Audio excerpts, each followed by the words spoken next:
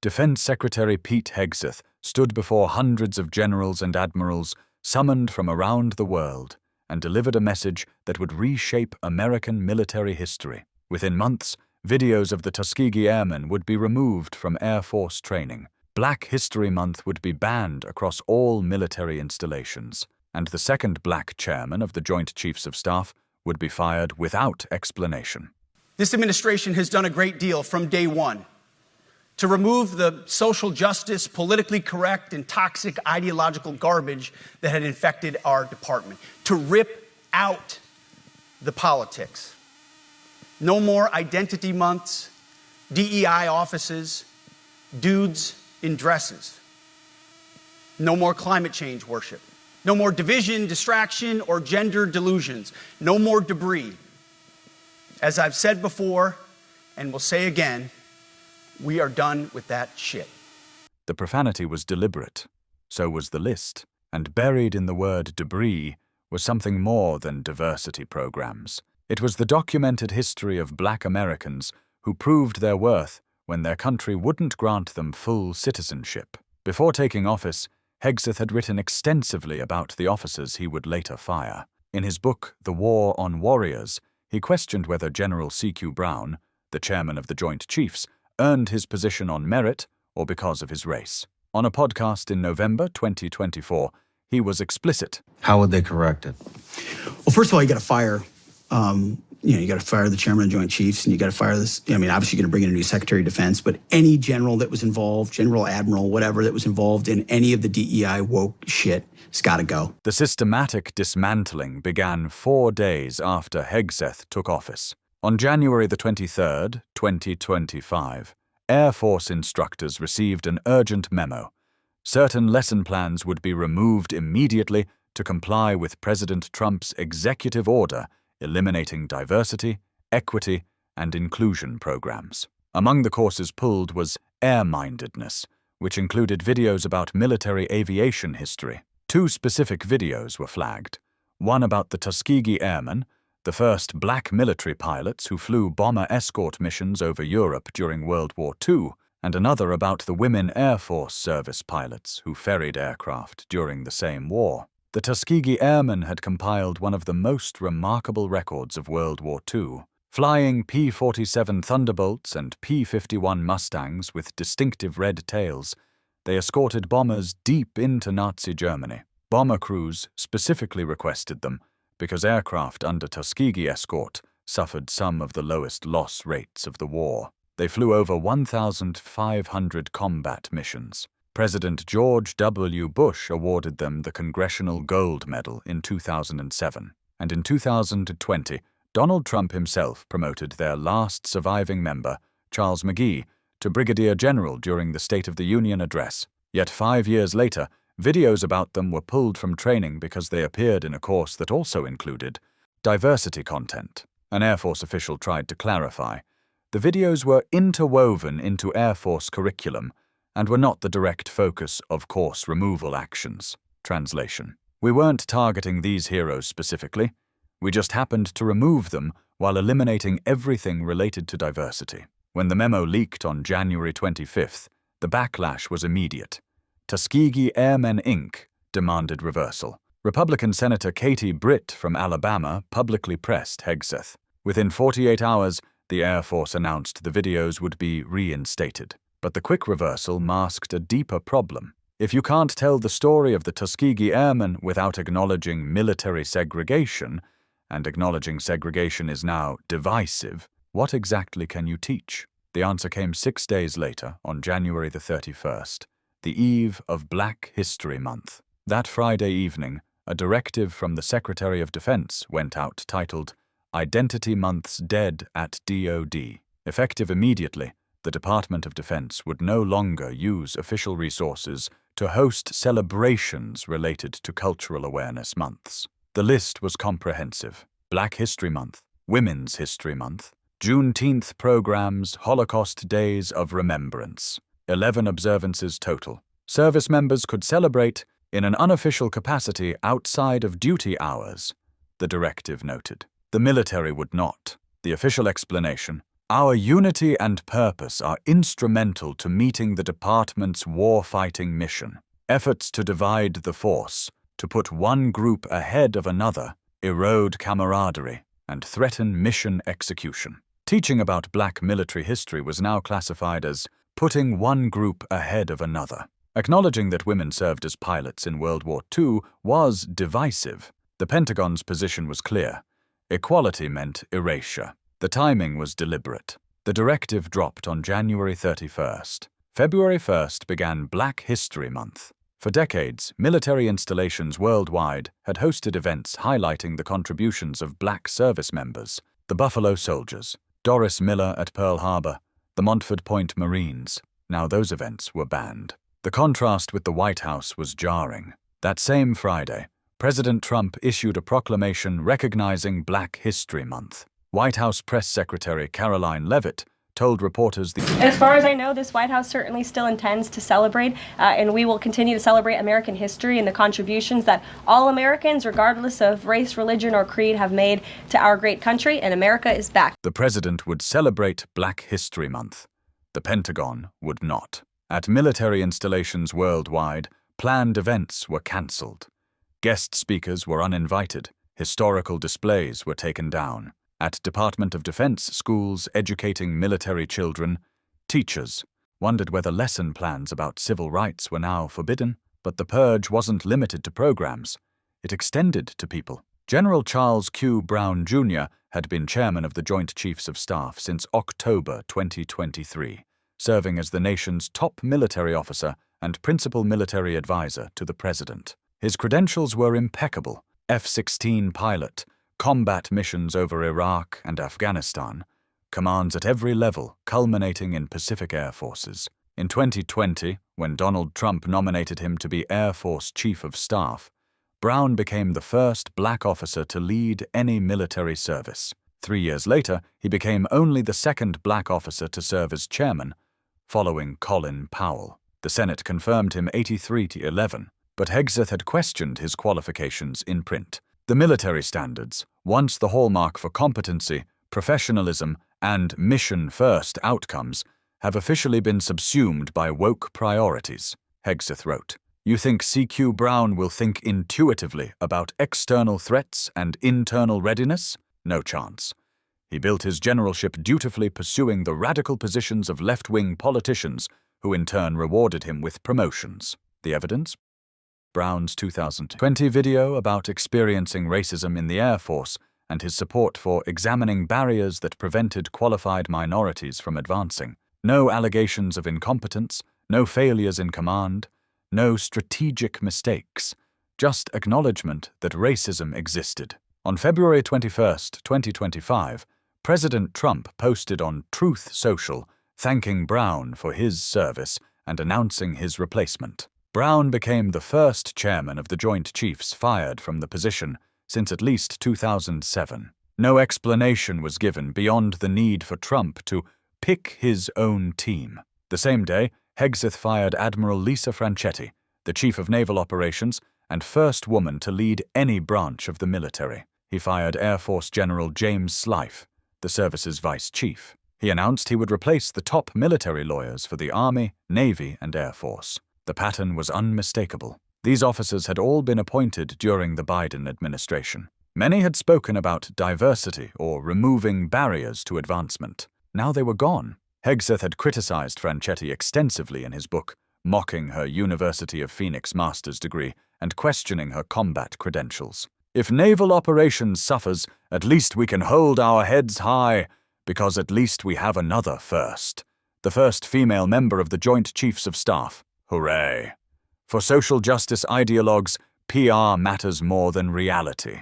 When asked about the firings, Hegseth said the removed officers weren't well-suited to provide recommendations when lawful orders are given. He didn't elaborate. Trump's replacement for Brown was particularly revealing. He nominated retired Lieutenant General Dan Kane, who didn't meet the legal requirements for chairman. Federal law requires a chairman to have served as either a combatant commander or service chief. Kane had neither qualification. While the president can waive these requirements, the fact that Trump and Hegseth didn't bother ensuring their nominee met them suggested qualifications didn't matter. Loyalty did. The cultural impact rippled through the Pentagon. Officers who had previously spoken about recruiting from diverse communities went silent.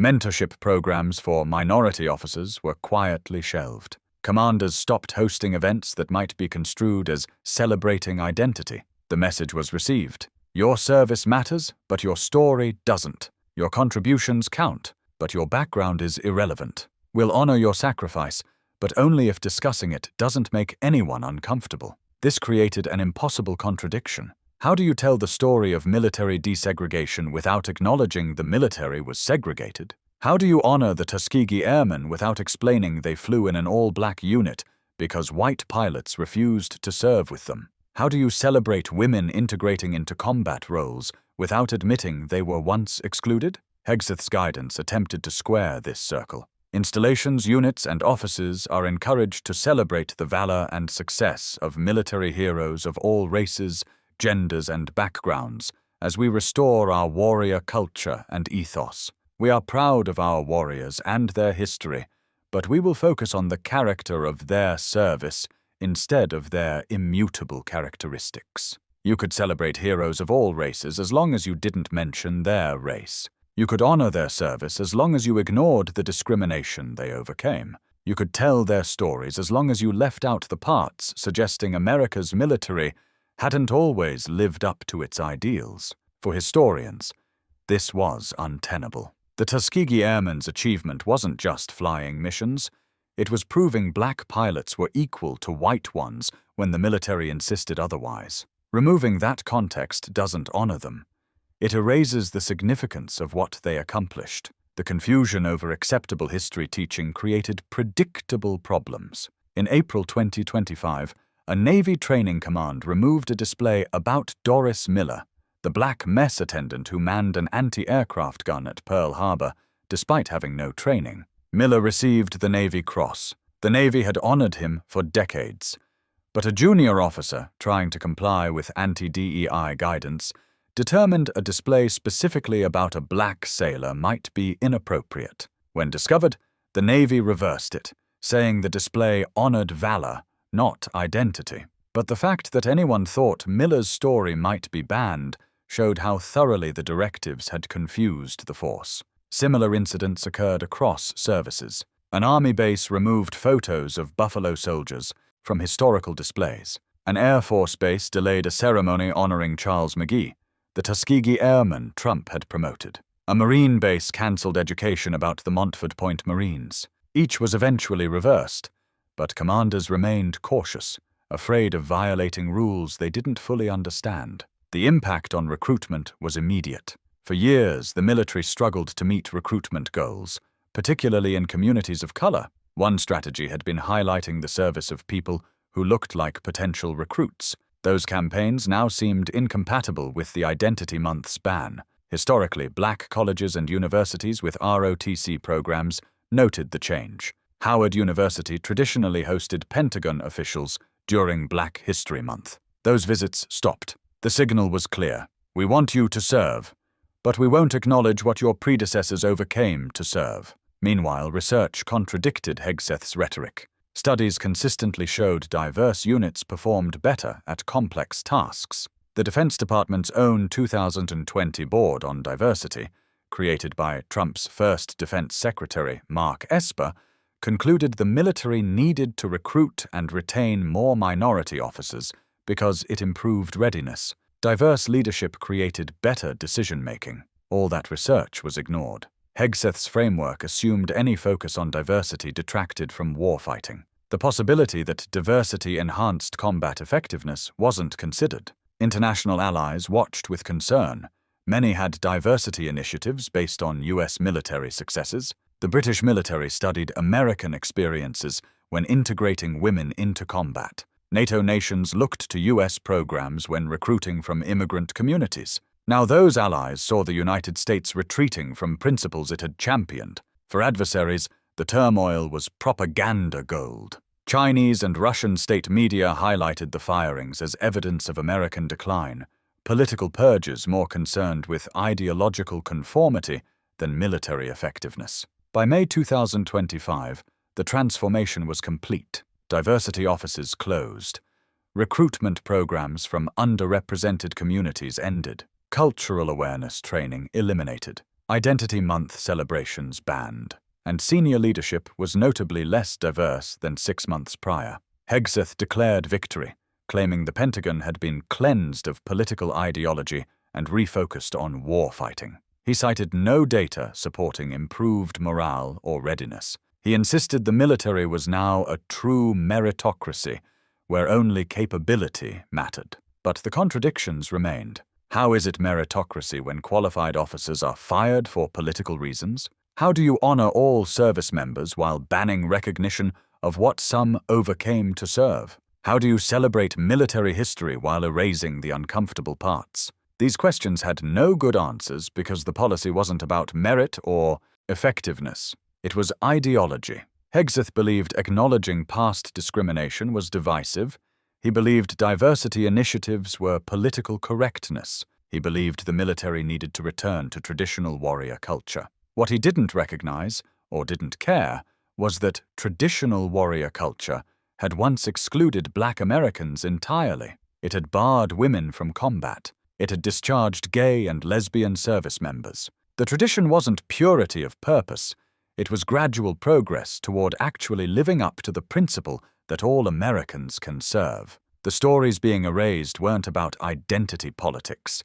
They were about patriots who served despite discrimination, who proved through courage and competence that barriers were unjust. Henry O. Flipper, first Black West Point graduate. The Tuskegee Airmen, Doris Miller. The Montford Point Marines, Jackie Robinson, court-martialed for refusing to move to the back of a military bus. These weren't victims. They were warriors. They fought 2 battles, one against America's enemies, one against America's prejudices. They won both. Now their stories are being sanitized or silenced. Not because they weren't heroes, but because telling their stories requires acknowledging the military they served wasn't always just. The long-term consequences remain uncertain. Will service members grow up not knowing the Tuskegee Airmen's achievements? Will lessons from military integration be forgotten? Will the military return to homogeneity, not because it's more effective, but because it's more comfortable? The military has often been ahead of civilian society in integration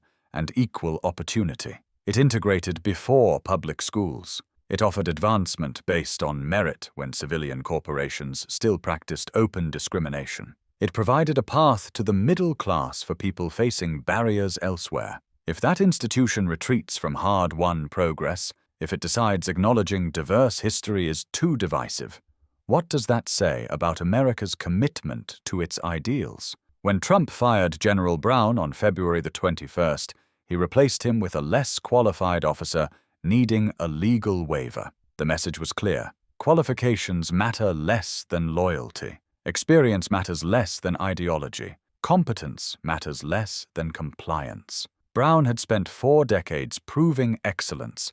He commanded at every level.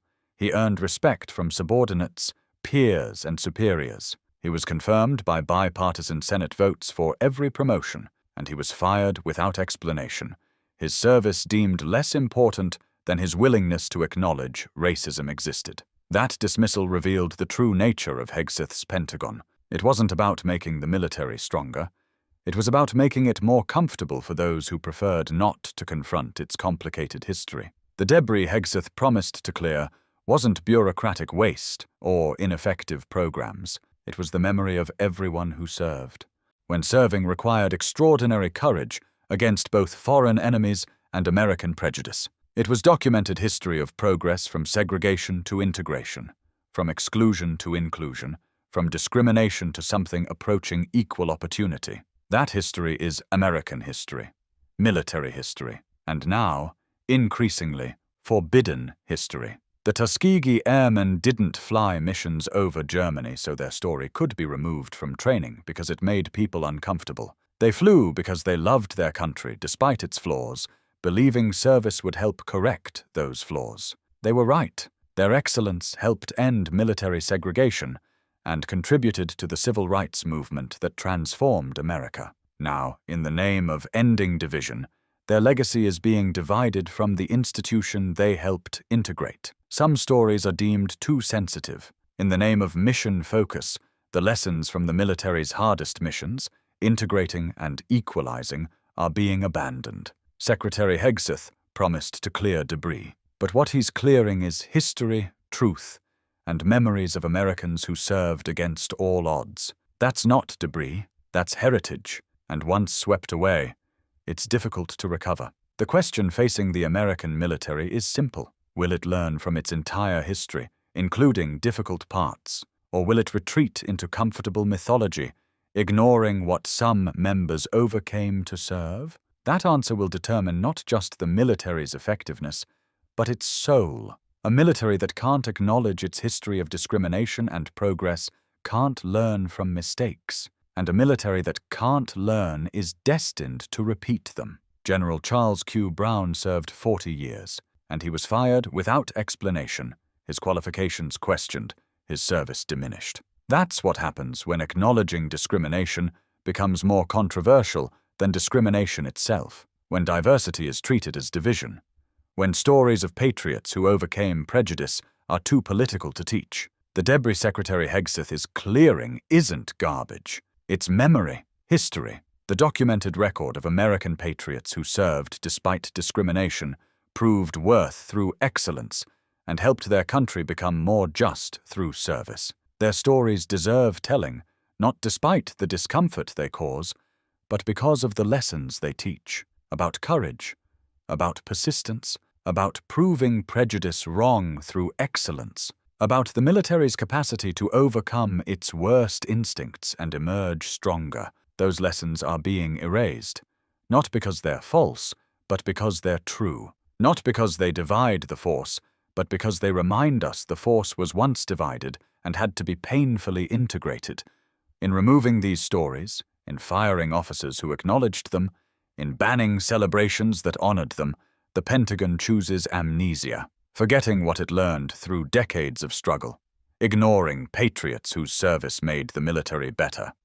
An institution that can't acknowledge its history can't learn from it, and an institution that can't learn is in decline, now that history is controversial, divisive. Debris to clear in pursuit of a warrior culture that looks suspiciously like the culture before integration, before women in combat, before the military became the most successfully integrated institution in American society. This is how institutions forget, not all at once, but gradually. One removed video, one cancelled event, one dismissed officer, until the next generation doesn't know what the previous learned, until lessons painfully acquired are lost, until past mistakes become possible again because no one remembers why they were mistakes. The debris Secretary Hegseth is clearing is institutional memory that keeps those mistakes from repeating. Once it's gone, it will take another generation of patriots fighting discrimination to rebuild it, if they're allowed to tell their stories when they do.